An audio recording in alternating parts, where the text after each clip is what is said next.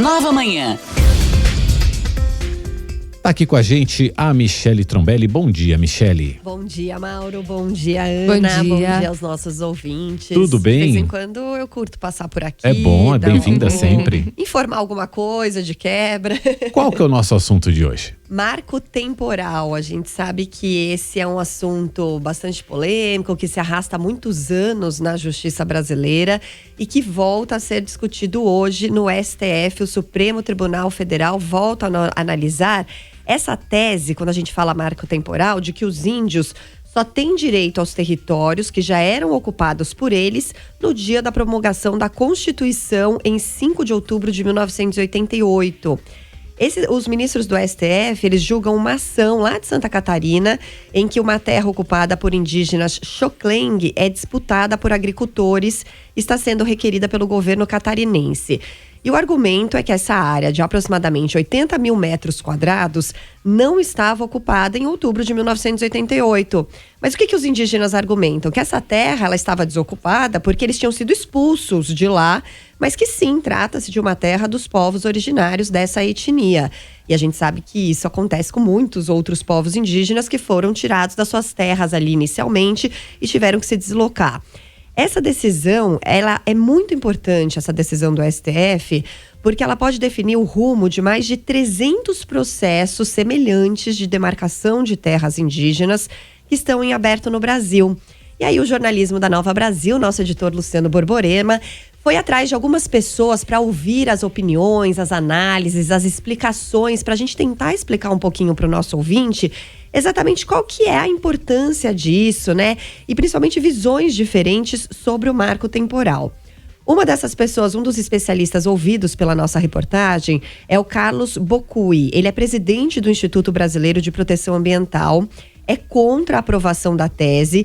Ele diz que ela ignora a violência que esses povos sofreram ao longo dos anos e que fez com que muitos tenham, de fato, fugido das suas terras quando a Constituição foi promulgada. Então, Michele, quando alguém é contra a tese do marco temporal, significa que é contra que haja esse limite de tempo para demarcação das terras indígenas. Exato. É isso, quando a gente fala marco temporal, é você colocar uma data, você datar.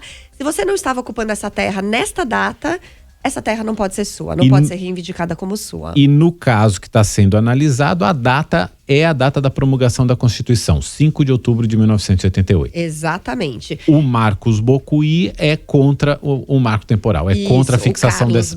Carlos, perdão. O Carlos é contra a determinação desse marco temporal. Exatamente. Então, ele segue aí a linha de pensamento, né, e de defesa das populações indígenas, de muitos ambientalistas.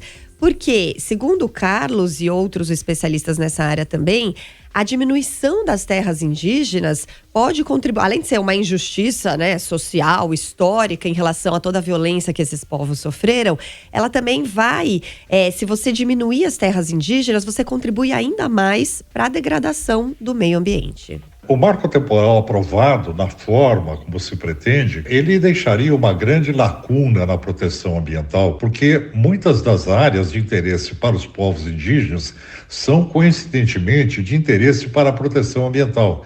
E isso é um casamento perfeito, porque você acaba criando uma unidade de conservação, uma terra indígena, onde você tem uma proteção ambiental mais rigorosa, protegendo essas áreas do agronegócio predador, da mineração ambiciosa, ou seja, do desmatamento ilegal. E alguns números mostram exatamente isso que o Carlos fala. De acordo com o levantamento do MAP Biomas, as terras indígenas, elas são grandes responsáveis por garantir a proteção dos biomas brasileiros. Então, só para você ter uma ideia, 1,6% do desmatamento que aconteceu nos últimos 30 anos aqui no Brasil foi registrado em territórios demarcados ou em processo de demarcação. E as áreas privadas foram responsáveis por 68% da perda de vegetação nativa. Agora, né, a gente ouviu também outros especialistas e pessoas envolvidas. E olha, assim, hoje a Folha de São Paulo traz uma matéria falando o seguinte: desmatamento destrói até 92% no entorno de terras indígenas na Amazônia. Áreas ocupadas por povos originários viram ilhas verdes e são barreira contra a supressão crescente da floresta. Exatamente. Então, serve mesmo ali como um local de preservação, quase um oásis, né? A gente pode dizer, no meio de áreas bastante desmatadas. Só que o principal argumento de quem defende que a tese do marco temporal seja mantida pela justiça, e eu falo seja mantida porque ela já foi utilizada em algumas decisões judiciais e ela é questionada, né, no STF justamente em relação a isso, é que os produtores agrícolas perderiam muitas áreas de plantio, principalmente nas divisas dos territórios demarcados. Ruralistas e alguns parlamentares ligados ao agronegócio dizem que o marco dá segurança jurídica e impede a expropriação de propriedades produtivas. A gente ouviu, por exemplo, o deputado federal integrante da Frente Parlamentar da Agropecuária, Sérgio Souza, e ele disse que se o marco temporal for derrubado, ou seja, tirar ali essa data, né, para 5 de outubro de 88, para que seja considerada uma terra indígena, isso vai aumentar o desemprego no campo e diminuir drasticamente a produção do setor agrícola no Brasil. O agricultor tem direito à terra, tem direito de produzir, de dar o sustento da família dele. Nós temos 14% do território demarcado no censo de 2010 para 800 mil índios. Nós temos 7% do território em agricultura para 15 milhões de agricultores. E vai se tomar metade disso. Apesar da área agrícola ocupar pouco mais de 7% do território nacional, as terras destinadas à agropecuária ocupam 41% do país, segundo o Censo Agro de 2017 do IBGE. Ao falar com a reportagem da Nova Brasil, Francisco de Godoy, advogado e conselheiro da Sociedade Rural Brasileira, afirmou que o marco temporal tem como principal objetivo não gerar uma insegurança jurídica e garantir o direito à propriedade. Essa tese não visa restringir o direito do indígena às suas terras. Pelo contrário, visa garantir o seu direito aos territórios que efetivamente ocupam, mas garantir também uma regra de estabilização social na medida em que os territórios que desde 5 de outubro de 88 não eram ocupados pelos indígenas, que não devem ser apropriadas pelo Estado, não devem se tornar territórios indígenas, mas devem ter a sua propriedade privada ou posse privada reconhecida a brasileiros ou estrangeiros, índios ou não índios. E olha o que acontece, né, Michele? A gente fala muito da entre aspas, né, interferência da justiça. Mas esse tema do marco temporal está em discussão no Congresso faz 15 anos. Aí alguém vem e precisa garantir o seu direito, ou pelo menos que a justiça diga o que está certo, o que está errado, entra na justiça, e aí parece que a justiça está legislando. Mas é o Congresso que precisa se decidir, né? E o Congresso, diante desse julgamento do STF, ele tentou agora se agilizar, né? Colocou em pauta, aprovou na Câmara o texto, que inclusive aprovou o marco temporal na Câmara. Agora o texto ele já foi aprovado em uma comissão do Senado, que é a Comissão de Agricultura e Reforma Agrária, e há informação de que vai ser colocado hoje na pauta da Comissão de Constituição e Justiça do Senado. Aí você fala, né, bom, tá, e se for aprovado? E se o STF derrubar a tese do marco temporal? Então, assim, não existe marco temporal. E o Congresso falar, não, existe marco temporal. O que acontece? A gente ouviu a advogada e porta-voz do ISA, que é o Instituto Socioambiental, a Juliana Batista, e ela explica que o STF pode decidir pela inconstitucionalidade do marco temporal e ainda assim o Congresso pode aprovar o projeto a favor. Mas que aí a lei deve ser questionada posteriormente, onde? Na Justiça novamente. Uma decisão do STF não condiciona automaticamente o Congresso Nacional. Eles podem continuar discutindo o projeto de lei, mas a gente tendo uma resposta do STF de que o marco temporal é inconstitucional, isso começa a sedimentar um caminho para que o PL também seja declarado inconstitucional, caso ele venha a ser aprovado e promulgado pelo presidente da República. Ou seja, o Congresso aprovaria uma lei que já foi considerada inconstitucional, caso o STF entenda isso.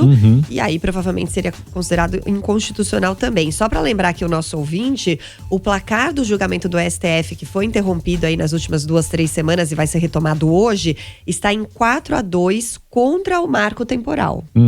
Os ministros Edson Fachin, que é relator do caso, Alexandre de Moraes, Cristiano Zanin e Luiz Roberto Barroso já votaram contra a tese, considerando aí que o direito à terra indígena é anterior à formação do próprio Estado e por isso independe de um marco de tempo, um marco temporal.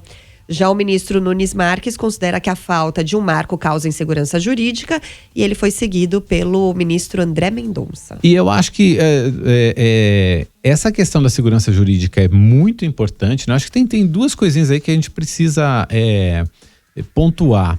Primeiro, essa questão do marco temporal não tem nada a ver com o governo, isso é uma discussão na justiça, né? Por causa de uma coisa que aconteceu lá em Santa Catarina, uma disputa de terras em Santa Catarina, não tem nada a ver nem com esse governo, nem com o governo anterior, nada a ver com isso.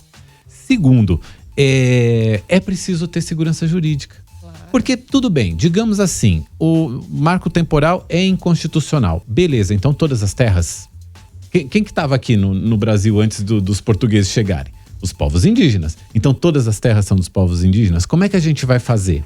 Né? Que critérios a gente vai ter para estabelecer quais são, quais não são? Quais devem ser demarcadas, quais não devem? Isso teoricamente cabe ao Congresso. Já existem, né, alguns critérios para isso, tanto que várias terras foram demarcadas nos últimos anos, mas isso tinha que ser feito de forma mais regulamentada e principalmente nos 5 anos posteriores à promulgação da Constituição, Exato. Que era o que a Constituição previa. Ela não falava que os povos tinham que estar lá, mas sim que cabia agora ao Estado regulamentar essa questão a partir da Constituição. A Constituição vai fazer 35 anos, agora em dia 5 de outubro, e a gente ainda não regulamentou uma série de coisas que estão lá, uma série de matérias que estão lá. Exato. Bom, a gente segue acompanhando, espero que a gente tenha ajudado um pouquinho a clarear as ideias de quem nos ouve, porque é um assunto complexo, é um assunto difícil, mas que mexe demais ali na ponta, né, com tudo que acontece no nosso país. Mexe na ponta porque a gente está lidando com duas áreas muito sensíveis para o Brasil, que são a preservação do meio ambiente, que as terras indígenas cumprem esse papel,